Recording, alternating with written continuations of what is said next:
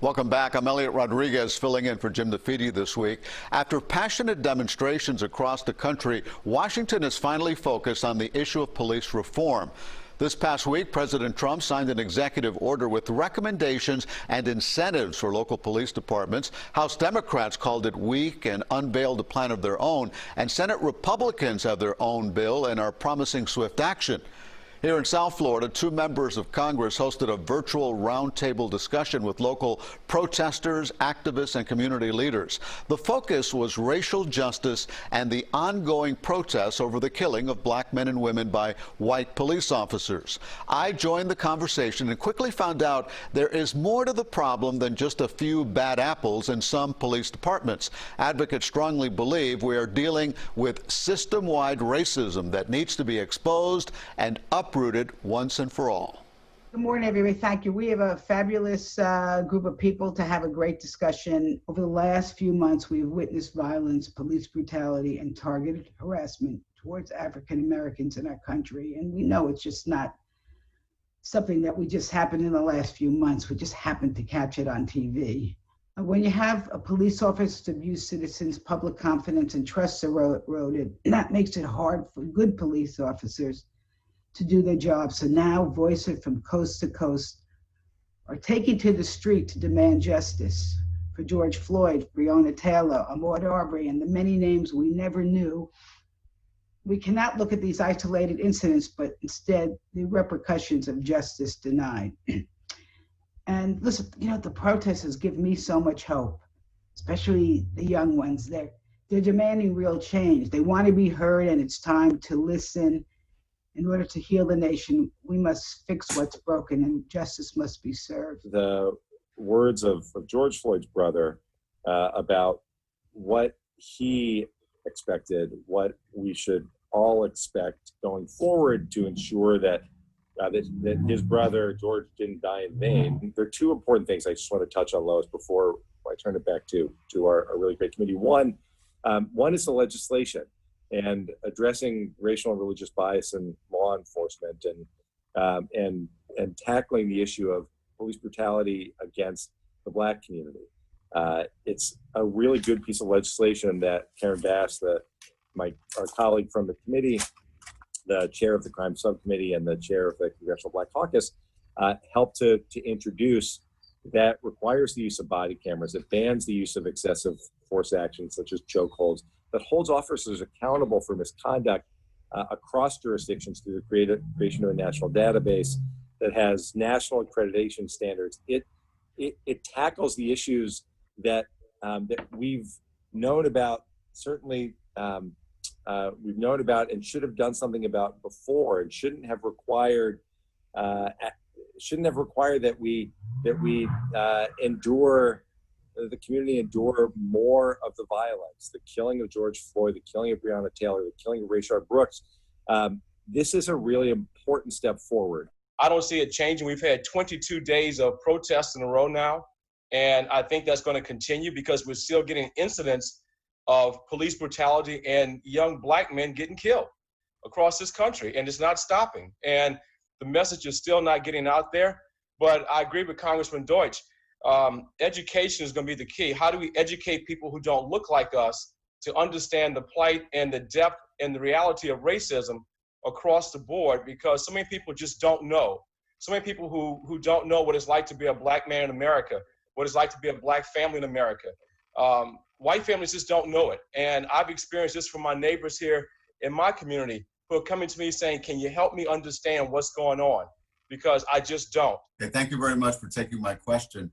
I have a question and a follow-up. What is your reaction to President Trump's executive order on police reform? Do you think they will bring about any meaningful reforms? Well, let me say politely, I do think that the House Democrats have a more forceful proposals. Listen, to me, yes, it's a sort of a semi-miracle that the president even touched on it, but I would say that he probably needed to go a little further, which is he needs to be able to talk about systemic racism. He needs to be able to say the names of the black men and women who have been killed in the streets or in their homes by police. He needs to be able to do that.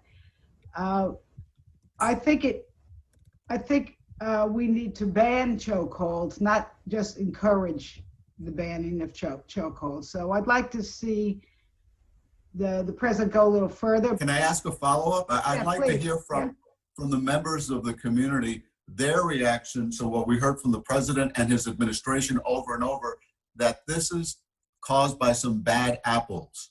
When you hear this term bad apples, how do you respond to that? Because we keep hearing that over and over again from this administration. I think there's an opportunity to root out the bad apples. I think that there not only needs to be, we need to take a good look at the mental health screenings that happen on the front end, but it doesn't just need to happen on the front end. There needs to be, especially after some type of trauma, a shooting, there needs to be some mental health screening, and periodically throughout. So I think that you could probably begin to root out the bad apples if you focused on the mental health piece. The second piece is perspective. If there was racial equity training that focused on inherent or implicit bias, if that was something that's instituted even at the academy before they become police, I think that would also give you the opportunity to really add perspective and to educate and increase awareness of officers that could potentially lead to you recognizing things that you wouldn't have recognized before. So I think there are some things that our local police and our state they can do, some policies that they can institute to root out those bad apples so that this narrative won't continue to be perpetuated. To anyone else from the community, when you keep hearing bad apples, is that a sign that the president doesn't understand the extent of the problem? No, that is for us all to understand that he realizes that there are bad apples, and there's some nice, polite ways to put it, but the bottom line is you cut them out. You cut the bad apples out, you weed them out. You've already admitted that there are bad apples, and guess what? I don't care if it's 12 apples, 12 dozen. One bad apple is enough to kill a few people. So if you realize that it's there, then you cut it out. You get rid of it. You look for it, you identify it, you look for it, and you deal with it. Simple as that. We can make it sound cute and fine, but the bottom line is we cannot afford it because it causes lives. Elliot, I'd like to just respond. After listening to so many of these wonderful points of view, I think most people understand that we need good policing, and we respect that there are many most honorable men and women who put on the uniforms, are trying to do their best.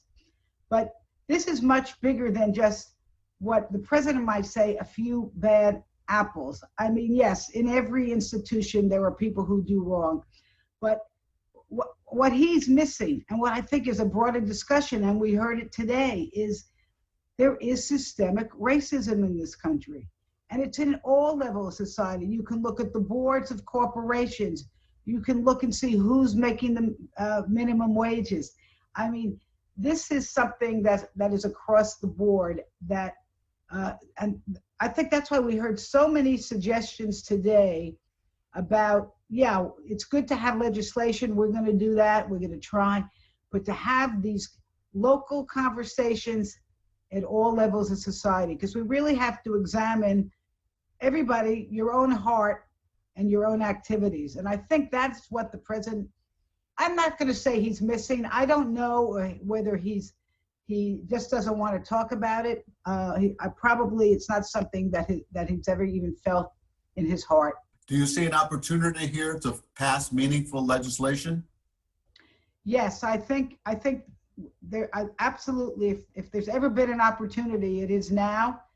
Obviously, right now there's a big difference between what Democrats want to do and what Republicans want to do. I hope we can find at least some things that are meaningful. But what's so important is the local community does not, on certain issues, only Congress can deal with things like body cameras, car cameras. People should be demanding that the county commission tell the sheriff. The sheriff's got to do it. The sheriff's got to put cameras on his personnel. He's got to put them on his police cars. Those kinds of things we can do here. We can have our own internal review boards here. We don't have, the local people don't have to wait for Congress. Locals don't have to wait to ban chokeholds. I mean, really, there are lots of things that we can do locally and we should do. And then hopefully Congress is going to respond correctly. I mean, we're obviously, if you're in my position, you have to be an optimist. So I'm going to, if we don't change it this year, then Patrick Franklin, what he said is yes, it's got to be changed in the next election. No question about it. We'll be right back after the break.